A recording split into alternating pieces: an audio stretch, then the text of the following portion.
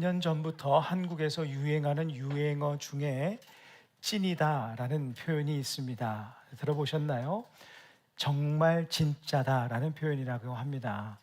참 우정이다 그러면 찐우정 이렇게 표현한다고 합니다. 제가 영상 클립 하나 보는데 찐친 이렇게 써 있는 겁니다. 이건 도대체 어디 나라 말인가 제가 해석하는 게 참 힘들었는데 진짜 친구 이런 뜻이랍니다. 참다운 사랑은 찐사랑이라고 하고 이거 정말 진짜야? 그러면 이거 찐이야 이렇게 한마디 하면 다 이해가 된다고 합니다. 당분간 한국에 가기가 좀 어려울 것 같은데 말을 알아듣기가 어려워서 제가 이걸 생각하면서 별 신조어를 다 만든다 이런 생각을 좀 해봤는데요. 이런 질문이 문득 들었습니다. 나는 하나님 앞에서 찐 크리스찬인가? 사람들은 나를 볼 때 찐 신앙인처럼 볼까? 우리 교회는 찐 교회인가? 이런 질문을 하게 되었습니다. 오늘 말씀을 나누면서 우리 모두 찐 크리스찬이 되기를 간절히 바랍니다. 오늘 본문에서는 찐 크리스찬인 베드로의 모습이 보여지고 있습니다. 지난 시간에 나눈 대로 베드로는 성전 미문에 앉아서 구걸하고 있는 그 안진뱅이를 성령의 능력으로 하나님의 능력으로 일어나 걷게 하였습니다. 이 일로 인하여서 수많은 사람들이 베드로에게 몰려들었고 베드로는 그들에게 설교하였습니다. 그 일은 내가 한 것이 아니라 하나님께서 하신 것이다 라고 베드로는 초지일관 외쳤습니다. 하나님께서 그에게 행하셨던 일, 그가 경험했던 은혜들, 말씀의 깨달음을 바탕으로 해서 그는 하나님의 진리를 선포하기 시작하였고 그 베드로의 설교에 오늘 본문 4절을 보니까 말씀을 들은 사람 중에 믿는 자가 많으니 남자의 수가 약 5천이나 되었더라. 한 번의 설교에 5천 명이나 하나님 앞에 돌아오는 놀라운 일들이 일어났습니다. 하나님의 말씀의 능력, 하나님의 이야기, 하나님께서 내게 행하신 일들을 말하는 것이 이렇게 힘이 있는 것이죠. 크리스찬은요, 하나님께서 내게 행하신 일들을 말하며 사는 사람들입니다. 내게 깨닫게 하신 말씀, 내게 베푸신 은혜, 내게 행하신 그 일들의 경험과 체험을 말하며 사는 사람들이 바로 크리스찬들이에요. 그것이 생명의 씨앗처럼 뿌려져서 하나님께서 그 생명의 씨앗을 통해서 일하시고 역사하는 것이죠. 우리가 우리의 삶에 하나님께서 맺게 하시는 열매가 없다고 느껴진다면 우리의 삶을 잘 살펴보십시오. 나는 얼마나 하나님의 이야기를 하며 사는지, 얼마나 하나님의 이야기를 뿌리며 사는지 한번 생각해 보십시오. 아니면 혹 나의 대화 속에, 나의 이야기 속에, 평소에 내가 하는 말 속에 하나님에 대한 이야기, 하나님께서 내게 행하신 일들, 하나님의 은혜에 대한 이야기 대신에 내가 행한 일들이 유난히 더 많은 것은 아닌지 생각해 보아야 합니다. 여러분, 우리 각 가정들이 하나님의 은혜로 정말 충만하게 원하신다면, 우리 교회가 하나님의 능력으로 하나님께서 맺게 하시는 열매로 충만하기를 원한다면 우리는 부지런히 하나님 이야기로 우리가 속한 공동체들을 채워가야 합니다. 그렇게 한번 채워보십시오. 반드시 하나님께서 생명의 열매를 맺게 하실 거예요. 무심코 던진 돌에 개구리가 맞아 죽는다는 말이 있듯이 반대로 하면 무심코 던진 말에 생명이 살아나는 일들도 있지 않습니까? 어떤 사람이 자살할 결심을 하고 약국에 갔다고 합니다. 약국에 가서 쥐약을 사서 먹고 죽으려고 했어요.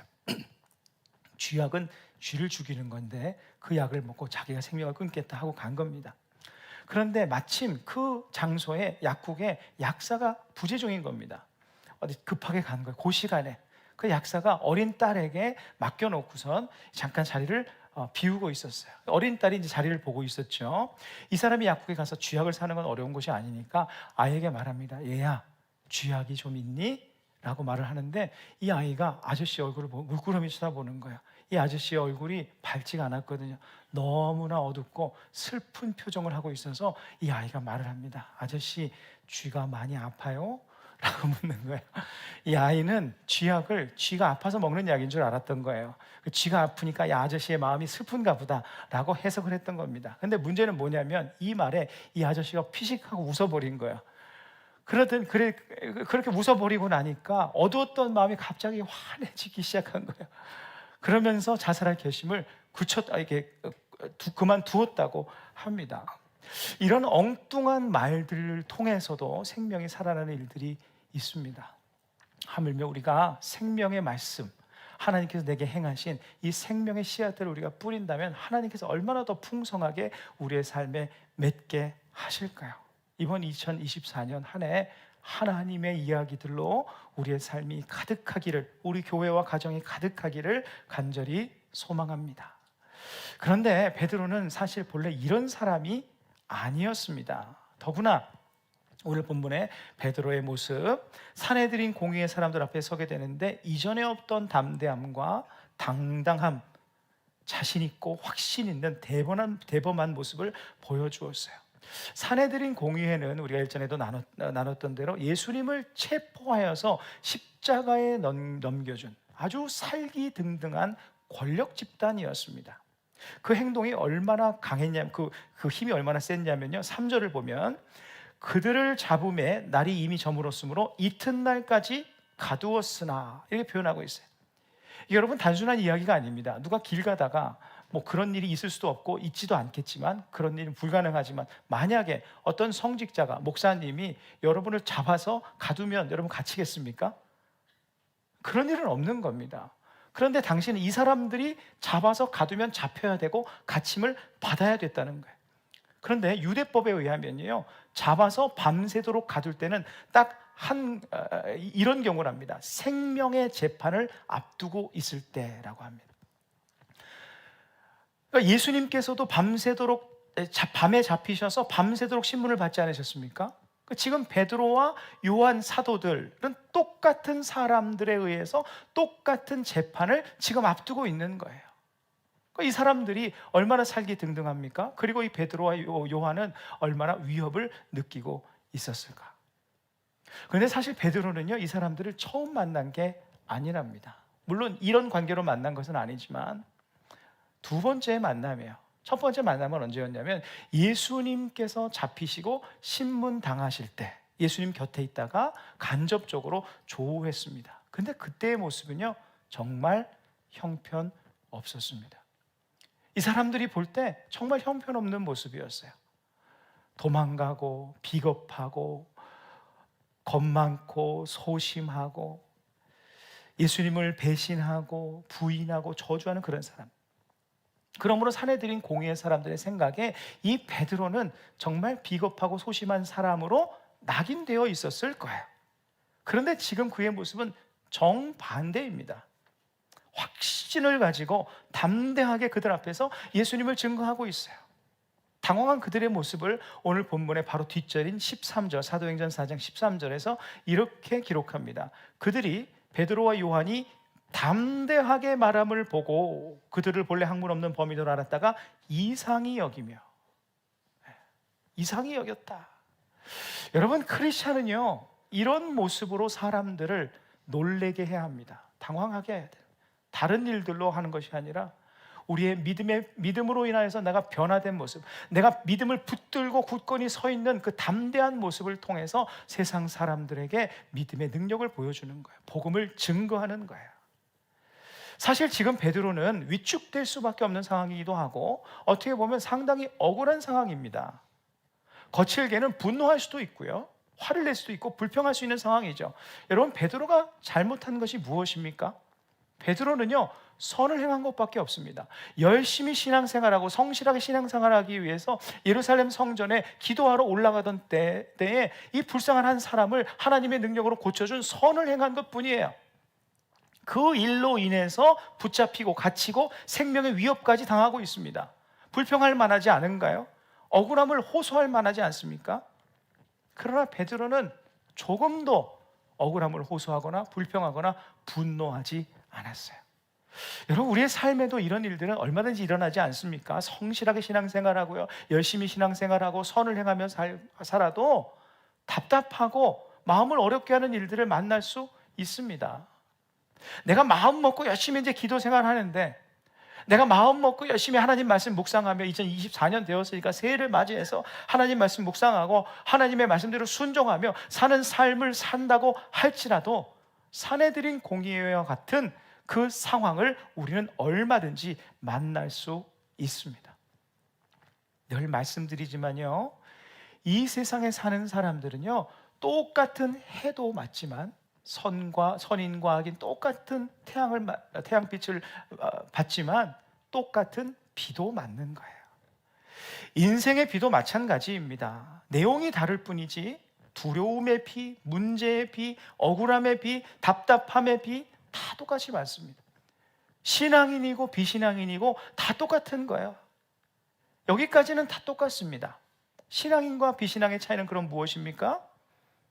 그런 상황을 만나고 만나지 않고가 아니라 그런 신앙, 그런 상황 앞에서 나는 어떻게 나의 믿음을 붙들고 서느냐, 이것이 차이를 만드는 겁니다.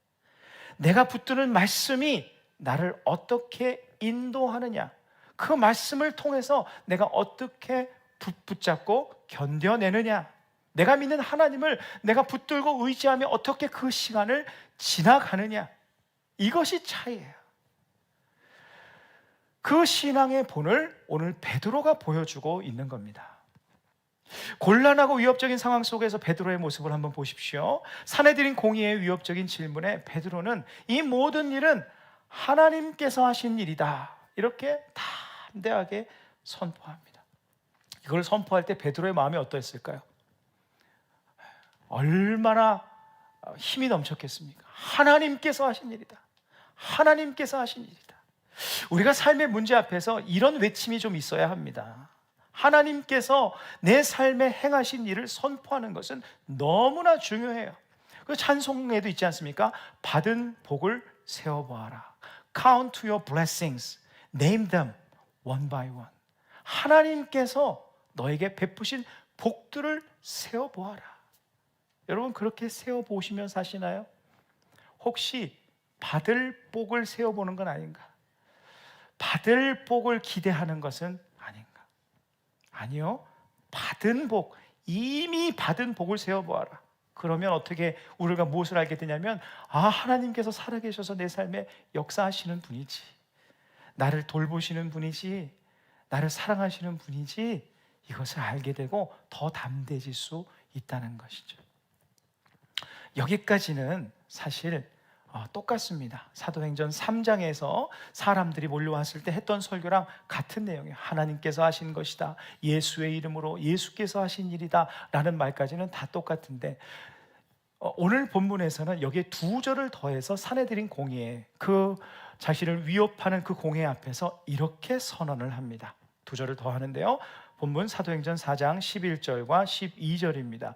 우리 두 절 말씀을 함께 읽으실까요? 이 예수는 너희 건축자들의 버린 돌로서 집 모퉁이의 머릿돌이 되었느니라. 다른 이로서는 구원을 받을 수 없나니 천하 사람 중에 구원을 받을 만한 다른 이름을 우리에게 주신 일이 없음이라 하였더라. 아멘. 12절 말씀에 선포합니다. 우리 영혼의 구원자, 우리의 삶의 진정한 구원자요 인도자는 오직 예수 그리스도뿐이다. 나를 구원하실 분, 나를 구원하신 분, 나를 구원으로 인도하시는 분은 오직 예수님뿐이다. 이런 복음의 선포를 해요. 이 바로 앞에 11절에 오늘 좀 더 집중을 하기를 원하는데, 11절을 다시 주목해 보십시오. 이 예수는 너희 건축자들의 버린 돌로서 집 모퉁이의 머릿돌이 되었느니라. 이 말씀은요, 사실 다윗의 시편으로 알려진 시편 118편의 말씀을 인용한 것입니다. 다윗은요, 어떤 사람입니까? 이스라엘을 침공했던, 이스라엘을 쳐들어왔던 블레셋을 물리친 사람이잖아요. 골리앗을 앞세워서, 군대를 앞세워서 쳐들어왔었는데, 그 골리앗을 하나님의 능력으로 무찌르고 블레셋이 이스라엘을 지배할 수밖에 없는 그런 위기를 모면하게 하는 민족의 영웅과도 같은, 구원자도 같은 사람이었어요.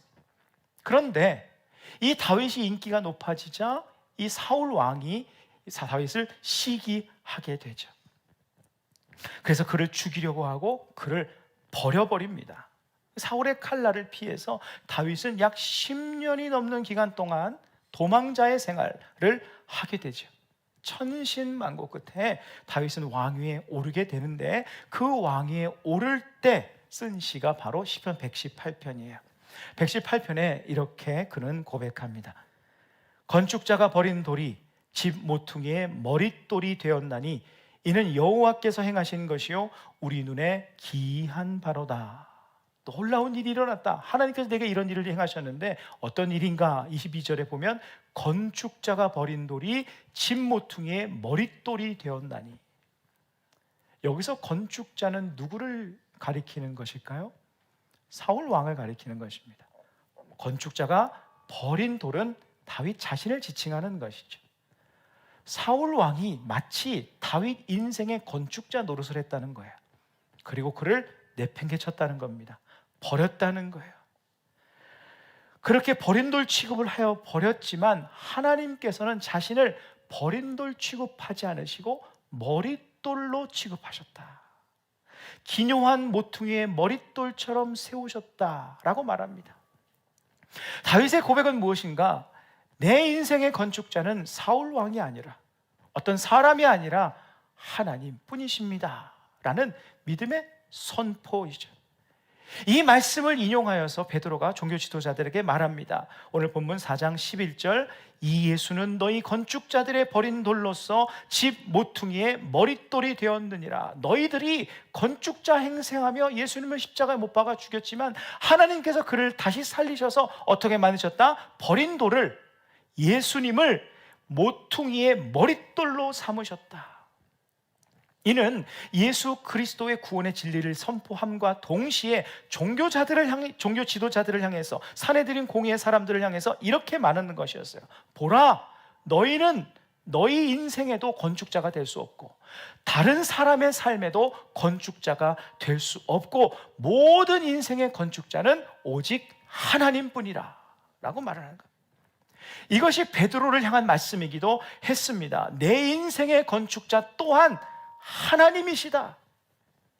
이것이 서슬퍼런 사내들인 공의의 위협 앞에서 담대하게 서게 만들었던 그의 믿음이었던 거예요. 그들은 더 이상 그의 건축자가 아니었기 때문입니다. 예전에는요, 그들을 건축자처럼 이 베드로가 인식했습니다. 뭐 그런 건축자란 생각은 하지 않았겠지만 그들에 의해서 자신의 생명 위협을 받는다고 생각하고 두려워하고 도망가고 예수님을 배신하는 일들을 행했지만 지금은 아니라는 거예요. 오직 그의 건축자는 하나님이시고 하나님에 의해서만 내가 살고 죽는 것이기 때문에, 그것을 믿었기 때문에 담대하게 설 수 있었다. 아무리 그들이 베드로의 인생의 건축자처럼 이렇게 저렇게 위협한다 할지라도 베드로의 진정한 건축자이신 하나님의 뜻이 아니면 그들의 위험은 아무것도 아님을 그는 알았기 때문입니다. 세상에 어떤 상황도 어떤 환경도 우리의 삶의 건축자일 수 없습니다. 모든 것 다 하나님께서 주관하시는 거예요. 여러분, 내 인생의 건축자는 오직 하나님이심을 잊지 마십시오. 세상이 건축자가 아닙니다. 물질이 건축자가 아닙니다. 어떤 힘 있는 사람이 건축자가 아닙니다. 모두 가짜 건축자입니다. 이 세상에는 건축자가 없습니다. 오직 우리 주 하나님만이 우리 인생의 건축자가 되시는 거예요.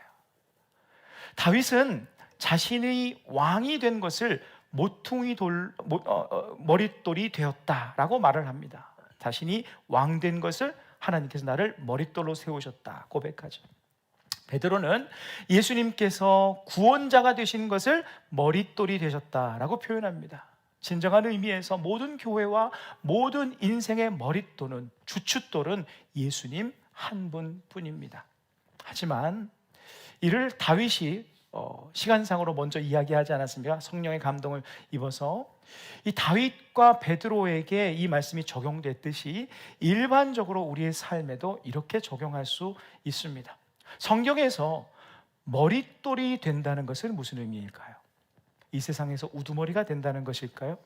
무조건 크게 되고 성공한, 세상적으로 성공하는 것, 그것을 뜻하는 것일까요? 그렇지 않습니다. 모퉁이의 머릿돌이 된다는 것은 건축자이신 하나님께서 목적하신 기묘한 곳에 쓰여진다는 것이에요. 이걸 다르게 설명해 보겠습니다.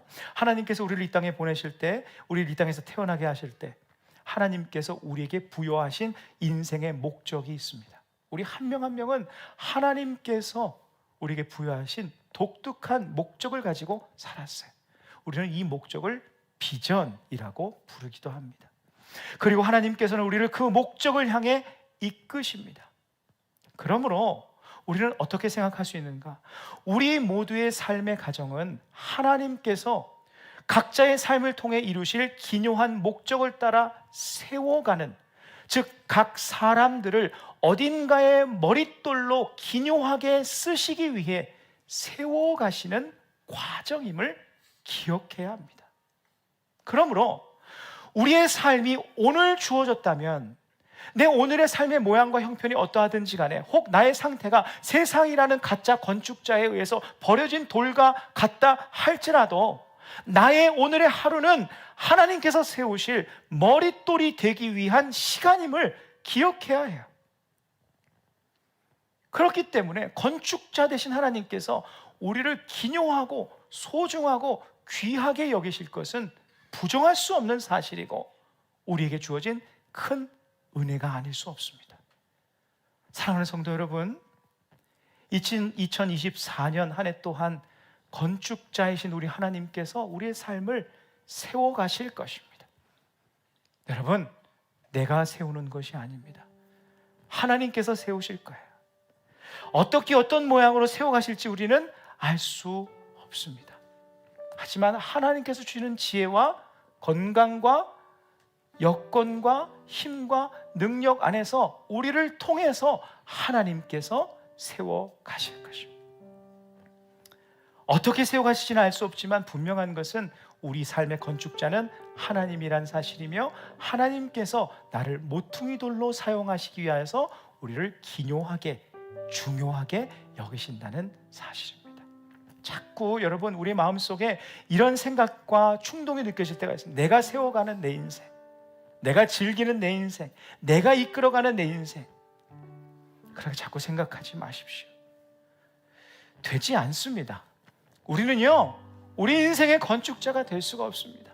세워가고 싶어도 세워지지 않습니다. 왜냐하면요, 세상이라는 그 거대한 가짜 건축자가 우리를 버릴 것이기 때문에 우리를 돌보아 주지 않습니다. 하나님께서 우리의 건축자가 되어주시고 어떤 상황에서도 우리를 소중히 여기신다는 그 사실을 잊지 말아야 합니다. 김정주 목사님의 책 안녕 기독교라는 책에 이런 표현이 있습니다. 한정판, 조금만 있다 올려주세요. 한정판, 리미티드 에디션이라는 뜻이죠. 그렇죠? 한정판, 똑같은 제품이라도 한정판, 리미티드 에디션이라 그러면 사람들이 불을 켠다는 거예요. 그래서 이렇게 표현합니다. 한정판에는 권세가 있습니다. 이렇게 표현을 해요. 그러니까 사람들이 거들떠보지 않다가도 한정판이라는 분만 하면은 그 희소 가치 때문에 사람들이 그것을 구매하려고 혈안이 된다는 거예요. 그런데 이 목사님이 이런 묵상 일지 같은 글을 썼습니다. 이런 글입니다. 잠시 소개합니다. 나는 문득 이러한 한정판 중에 진짜 한정판은 무엇일까 궁금해졌다. 진짜 한정판은 멀리 있지 않았다. 바로 내가 이 은하계와 태양계에 딱 하나밖에 없는 유일무이한 한정판이다. 나와 비슷하게 생긴 사람도 조금 있고 나와 비슷한 성격도 조금 있기는 하지만 나는 오직 나뿐이다. 그러니 나는 한정판 중에 한정판이며 매우 특별하고 소중한 존재다. 우리 모두는 하나님께서 만드신 소중하고 유일무이한 한정판 머릿돌들입니다. 본문의 베드로는요, 지금 인생의 후반전을 살아가고 있습니다. 또는 연장전을 치르는 것일 수도 있어요.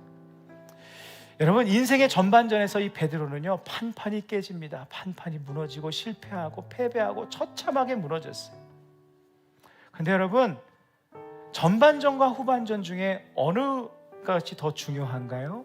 전반전도 물론 중요하지만 더 중요한 것, 승리를 가름짓는 것은 후반전입니다. 전반전에 10골을 먹어도 후반전에 11골 넣으면 되는 거예요. 2023년까지 여러분의 삶이 어떠했는지, 지금 여러분의 지금 현재의 삶이 어떠한지 저는 알지 못하지만 그 전까지의 삶이 비록 패배의 기운이 가득했던 버려진 돌과 같은 삶을 살았다고 할지라도 오늘 우리에게 2024년을 허락하셨다는 사실은 무엇을 우리에게 말씀합니까? 나를 결코 버려진 돌로 내어버려 두지 않으시고 내가 너를 기묘한 목적을 위해 세워가는 머릿돌로 만들어가는 과정을 우리에게 또 한 번 허락하셨다는 것이, 그 믿음 가지고 하나님 앞에 존귀하고 귀한 하나님의 사람으로 설 수 있기를